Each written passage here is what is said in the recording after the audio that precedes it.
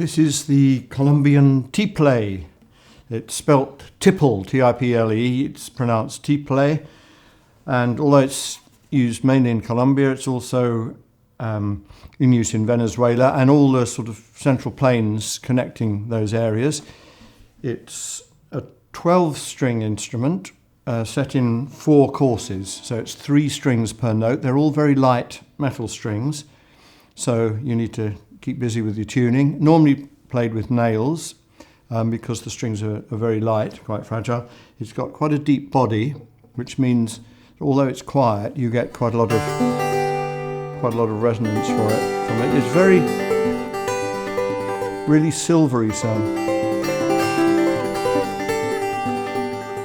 A bit like the top 4 strings of a 12-string guitar, but with those 3 strings per note. The sound is kind of shifting and modulating all the time. And it's a very lovely instrument.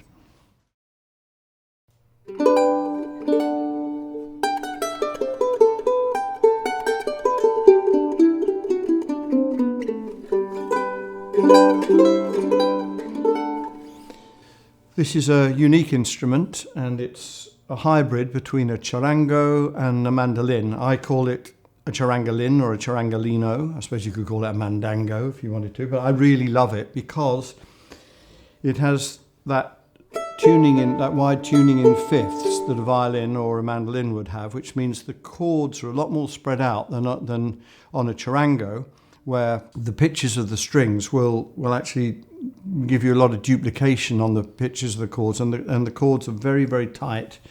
But this, really has some air to breathe, and you get those extra few notes in the lower end of the range. This one was made by Pablo Richter in Buenos Aires, and it's a really treasured instrument of mine, and I hope you like using the sounds that it produces.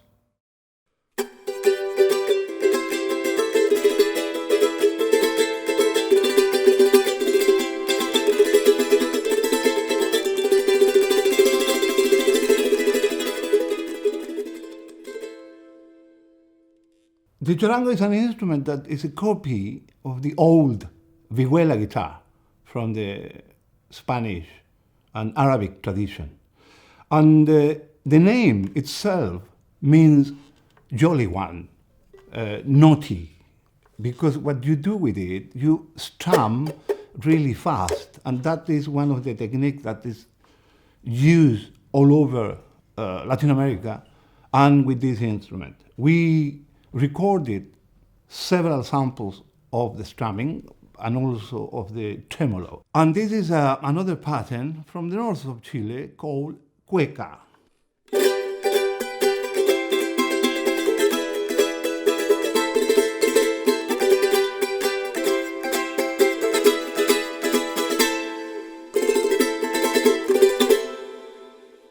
Of course, you can approach this instrument softly as well, especially using your fingernails. That is something that is crucial to the playing of the instrument. So this is how it sounds when you use it that way.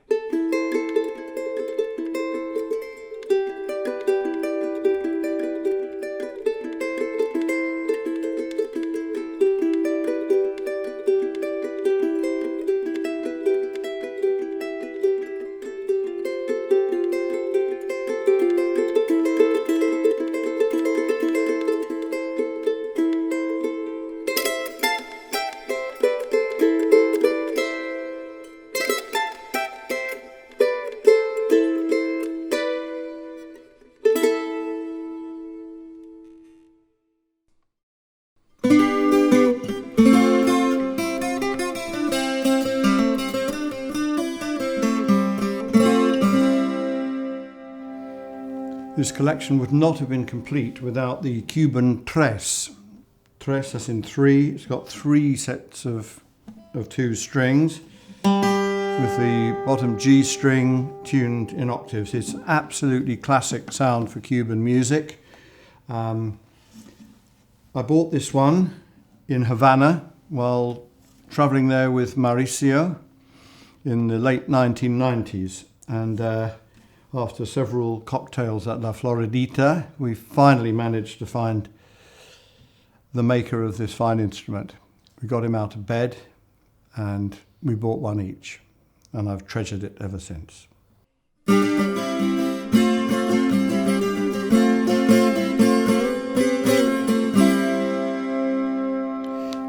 You tend to play this instrument rather loudly, which is a good thing because it's always competing with loud voices, or you're playing it outdoors. And that's because the strings are so far apart, you actually can't get the chord speaking at once unless you put a bit of energy into it. And actually it's quite a difficult instrument to just pick up and play because the strings are so far apart. You find that you're plucking where you think a string should be and there isn't one. But once you get used to it, it's just fine. And it's a unique sound.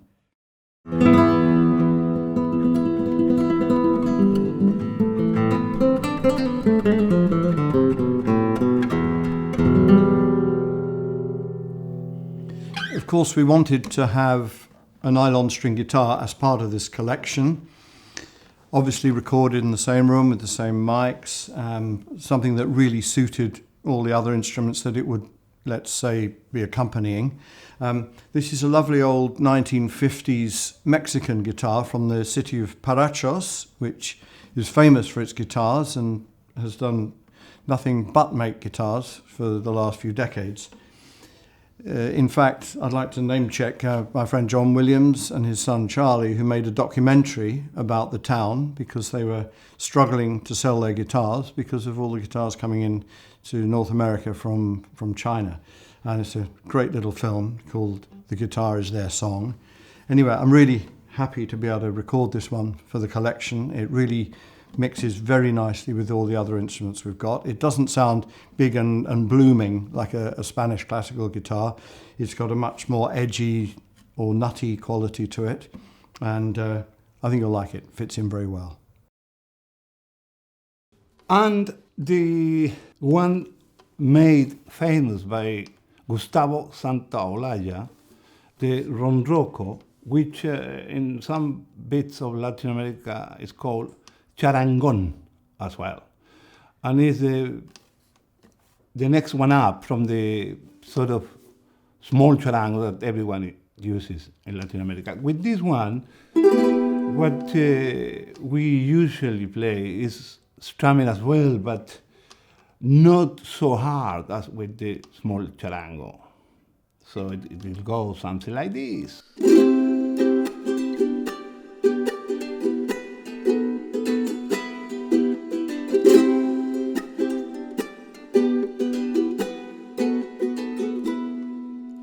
And the way that everybody in Latin America is playing now is by hitting with your fingernails. Things are moving.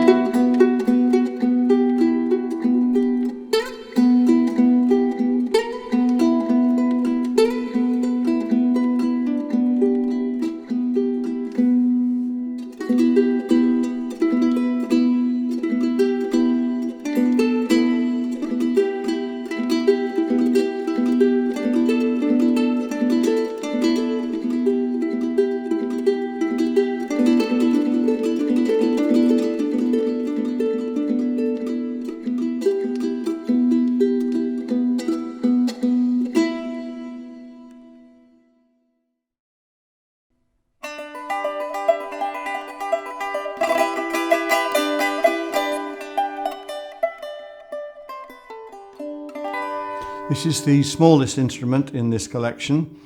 It's the cavacano. The Brazilians call it a Brazilian instrument. The Portuguese call it a Portuguese instrument.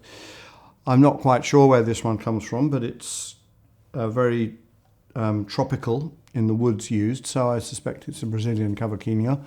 It has a small range, tuned to a chord of open G, and I guess this is a kind of glockenspiel of the string family. It produces very high, pingy, harp-like sounds that add a lot of brightness to a texture, almost like a tiny steel-strung harp. And it's kind of the ultimate backpacker's instrument, really. It's smaller than a ukulele. And it's a lovely thing to have around and to just pick up and play. And I'm now going to move on to the largest instrument in the collection.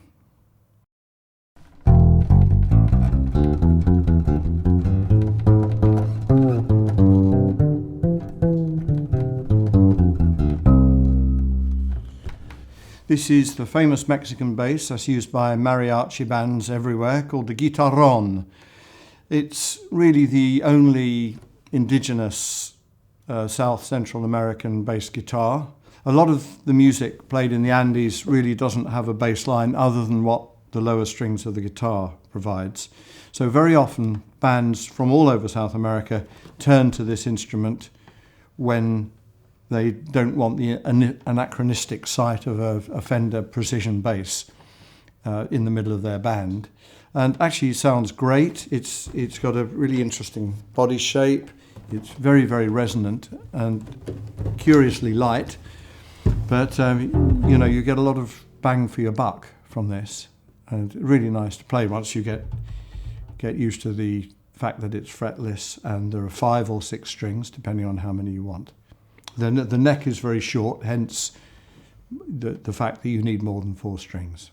I have this one tuned like a normal bass guitar, E, A, D, G, with an extra top C string, which are nylon, and that will get you up to the top G, which will cover you for most things.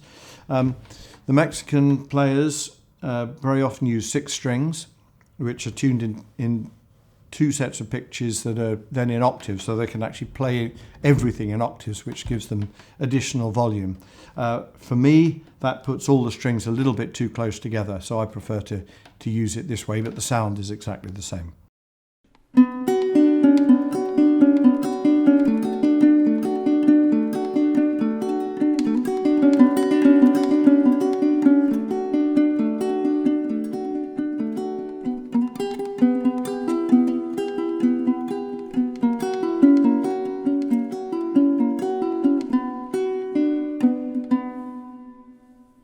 And the quattro guitar from Venezuela. This type of guitar, again, is a copy of the old vihuela guitar from the Spanish world. And this one is called quattro, and it got 4 strings. So quattro, 4.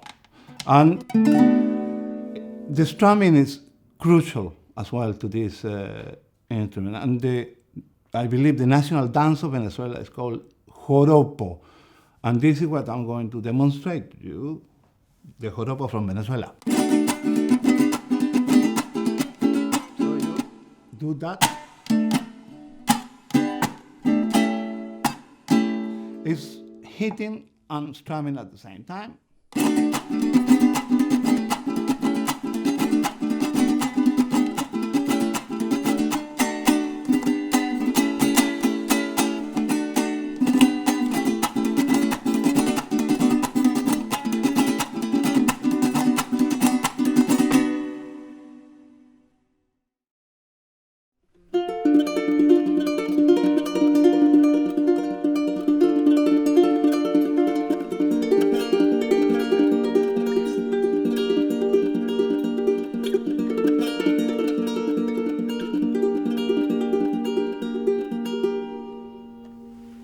This is, of course, an 8-string tenor ukulele made in Hawaii from beautiful koa wood. We've included this in the collection because it's very often used as an alternative to the Rondroco, which is at a similar pitch, but is actually a much fuller and more resonant sound. This one is slightly thinner, but in a good way. It's again, I call it silvery, and you play it very quietly. It records very well, I hope you'll find.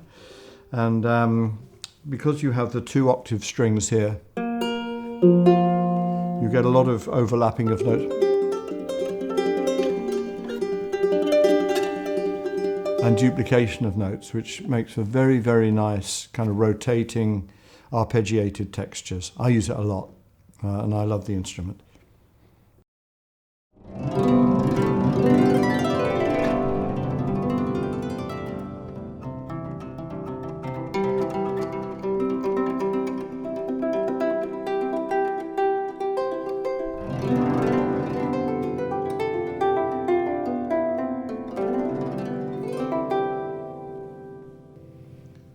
The Paraguayan harp. Actually, the harp is used in several other Central American and South American countries, like Mexico and Venezuela, but it really is a national instrument of Paraguay, if not the national instrument of Paraguay. I'm very happy to have this antique Paraguayan harp in my collection. I found it quite by accident in Argentina and managed to get it home without it breaking. It is very, very light, and that is because it's played standing up. In fact, it won't stand up by itself, a bit like me sometimes. And so you just play it and you hold it steady while you're playing. And because people play it outdoors, they use their fingernails to get extra volume. And sometimes they really, really pluck the strings hard, and it gets a lot of brightness, very incisive sound. But played gently, or with the flesh of the fingers, it's as soft as any other harp.